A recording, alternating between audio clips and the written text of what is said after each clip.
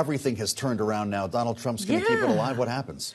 Well, we don't know. He says he needs time to review the situation, as he said. And he's been warming up to the idea, though. But he definitely has been warming up to the idea. And I think TikTok will remain in some form or fashion. I mean, he can't overturn the law that you referred to, the bipartisan law passed by a Republican House, a Democratic Senate, signed by President Biden with big fanfare that they were going to do this for national security reasons. And at the time, Trump was behind it.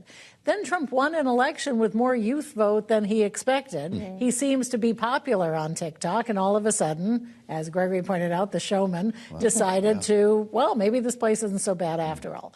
So he can never enforce the ban. He can tell the Justice Department never to enforce it. He can engineer a sale of ByteDance, which is what the law requires, ByteDance being the parent company.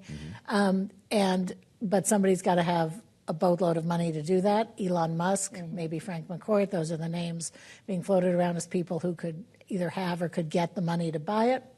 Or he could just sort of, like I said, just let it peter out. Or he could get his fully Republican Congress, who wants to please him, to repeal the law they passed a few months ago. So it's sort of, there's a lot of options at his fingertips there. And if we take option 2, which is TikTok needs to be divested, China's going to have to sign off on that. And we should point out that Trump did say today, he spoke with Chinese President Xi Jinping. Among the topics of conversation, TikTok, also trade and fentanyl. And I wonder how all three of these kind of leverage pieces are going to be working together, Wendy. Well, and Trump has shown us since the election that he very much likes to, make big pronouncements, make big talk about the policy he's going to do that will be very, very draconian.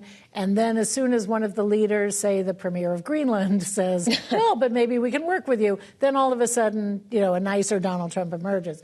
So maybe this talk with Xi Jinping, where they did talk about his tariff plan, the only real readout we got on that was from the Chinese side.